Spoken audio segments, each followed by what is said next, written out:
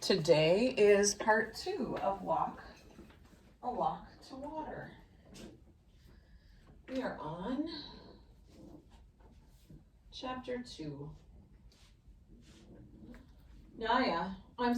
Southern Sudan, the year is 2008. Notice this part is written in a different color than the next section. Chapter 2, Southern Sudan. I'm recording. Naya put the container down and sat on the ground. She always tried not to step on the spiky plants that grew along the path, but their thorns littered the ground everywhere. She looked at the bottom of her foot. There it was, a big thorn that had broken off in the middle of her heel. Naya pushed at the skin around the thorn. Then she picked up another thorn and used it to poke and prod at the first one. She pressed her lips together against the pain. It was 2008, and that's Naya. Southern Sudan, 1985. Boom! Salva turned and looked. Behind him, a huge black cloud of smoke rose. Flames darted out of its base.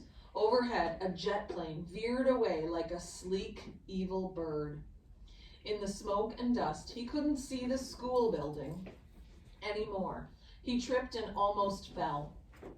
No more looking back. It slowed him down. Salva lowered his head and ran.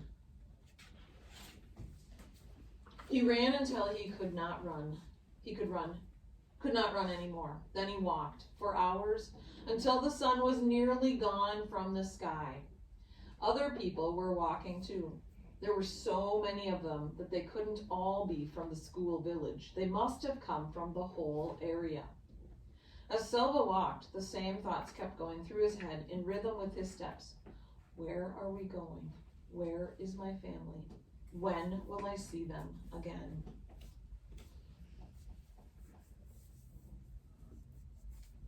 The people stopped walking when it grew too dark to see the path. At first, everyone stood around uncertainly, speaking in tense whispers or silent with fear.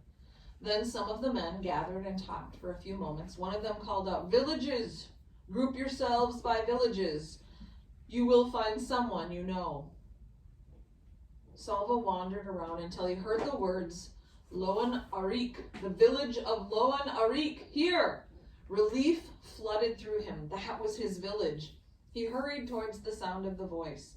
A dozen or so people stood in a loose group at the side of the road. Salva scanned their faces. There was no one from his family. He recognized a few people, a woman with a baby, 2 men, a teenage girl, but no one he knew well. Still, it was comforting to see them. They spent the night right there by the road, the men taking shifts to keep watch. The next morning they began walking again. Salva stayed in the midst of the crowd with the other villagers from Loan Arik. In the early afternoon he saw a large group of soldiers up ahead. Word passed through the crowd. "It's the rebels! The rebels!" Those were the ones fighting against the government. Salva passed several rebel soldiers waiting by the side of the road. Each of them held a big gun. Their guns were not pointed at the crowd, but even so, the soldiers seemed fierce and watchful. Some of the rebels then joined the back of the line. Now the villagers were surrounded. What are they going to do to us? Where is my family? Late in the day, the villagers arrived at the rebel camp. The soldiers ordered them to separate into 2 groups, men in one group, women and children and the elderly in the other. Teenage boys, it seemed, were considered men, for boys who looked to be only a few years older than Salva were joining the men's group. Salva hesitated for a moment. He was only 11, but he was the son of an important family. He was Salva Mawian Dut Arik from the village named for his grandfather. His father had always told him to act like a man, to follow the example of his older brothers, and in turn set a good example for Kaul. Salva took a few steps towards the men. "Hey!" A soldier approached Salva and raised his gun. Salva froze. All he could see was the gun's huge barrel, black and gleaming as it moved towards his face. The end of the barrel touched his chin. Salva felt his knees turn to water. He closed his eyes. If I die now, I will never see my family again. Somehow this thought strengthened him enough to keep him from collapsing in terror. He took a deep breath and opened his eyes. The soldier was holding the gun with only one hand. He was not aiming it. He was using it to shift Salva's chin so he could get a better look at his face. Over there, the soldier said. He moved the gun and pointed it toward the group of women and children. You are not a man yet. Don't be in such a hurry, he laughed and clapped Salva on the shoulder. Salva scurried over to the woman's side. The next morning, the rebels moved on from the camp. The village men were forced to carry supplies, guns and mortars, shells, radio equipment. Salva watched as one man protested that he did not want to go with the rebels. A soldier hit him in the face with the butt of a gun. The man fell to the ground, bleeding. After that, no one objected. The men shouldered the heavy equipment and left the camp. Everyone else began walking again. They went in the opposite direction from the rebels, for wherever the rebels went, there was sure to be fighting. Salva stayed with the group from Loan Arik.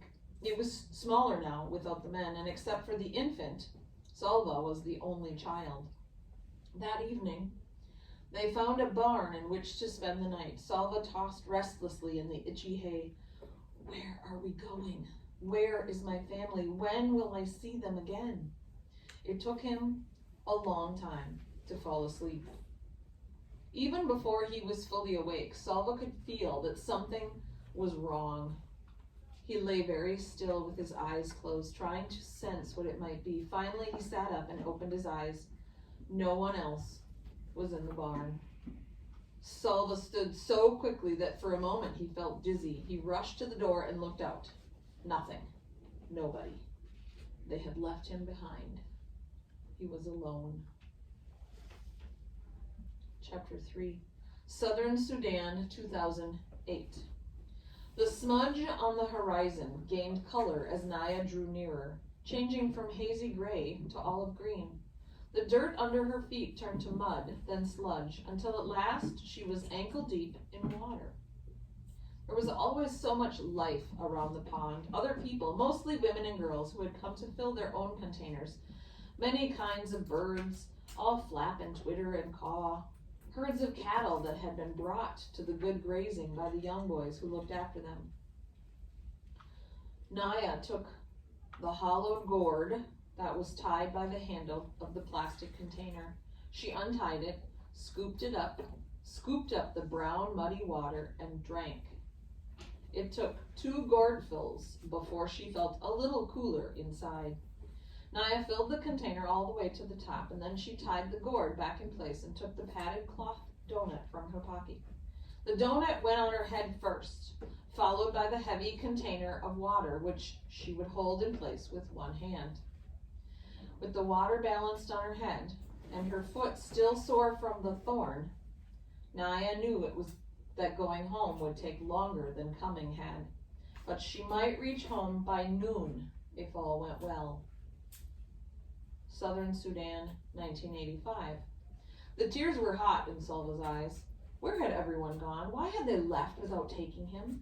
He knew the answer because he was a child who might tire easily and slow them down and complain about being hungry and cause trouble somehow. I would not have been any trouble. I would not have complained. What will I do now? Salva took a few steps to see what he could do. On the far horizon, the sky was hazy from the smoke of the bombs.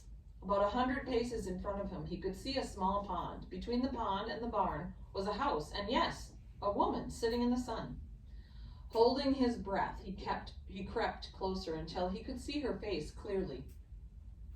The ritual scar patterns on her forehead were familiar. They were Dinka patterns, which meant that she was from the same tribe as Salva. Salva let out his breath in relief. He was glad that she was not a Nuer. The Nuer and the Dinka had a long history of trouble. No one, it seemed, was sure where Nur land ended and the Dinka land began. So each tribe tried to lay claim to the area richest in water. Over the years, there had been many battles, large and small, between the Dinka and the Nura. Many people on both sides had been killed. This was not the same as the war that was going on now between the rebels and the government. The Dinka and the Nur had been fighting each other for hundreds of years. Reminds me a little bit about the Iroquois that we just read about. The woman who looked up and saw him, Selva flinched at her glance. Would she be friendly to a stranger? Would she be angry with him for spending the night in her barn? But at least he was not alone now, and that knowledge was stronger than the uncertainty about what the woman might do or say to him. He walked towards her. "Good morning, Auntie," he said, in his voice trembling. She nodded at him. She was old, much older than Selva's mother. He kept quiet, waiting for her to speak. "You must be hungry," she said at last. She stood and went into the house. A few minutes later, she came back out and gave him 2 handfuls of raw peanuts, and then she sat down again.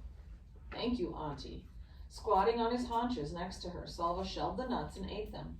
He chewed every nut into a paste before he swallowed, trying to make each one last as long as he could. The woman sat without speaking until he was finished, and then she said, "Where are your people?" Selva opened his mouth to speak, but his eyes filled with tears again, and he could not answer. She frowned. Are you an orphan?" He shook his head quickly. For a moment, he felt almost angry. He was not an orphan. He had a father and a mother. He had a family. "I was at school. I ran away from the fighting. I do not know where my family is." She nodded. "A bad thing, this war. Where are you going? What are you going to do? How will you find them?" Selva had no answer. He had hoped that the woman might have some answers for him. After all, she was an adult. Instead, she had only questions. Everything was upside down. Selva stayed in the woman's barn again that night. He began to make a plan. "Maybe I can stay here until the fighting stops. And then I will go back to my village and find my family." He worked so hard. Did I miss a page? No. "Maybe I can stay here until the fighting stops, and then I will go back to my village and find my family." He worked so hard, she would not send him away. For 3 days he fetched firewood from the bush and water from the pond, but the pond was drying up. Each day it was harder to fill the gourds. During the daytime, Selva could hear the distant booming of artillery from the fighting a few miles away.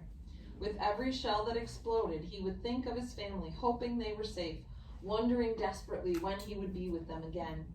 On the 4th day, the old woman told him that she was leaving.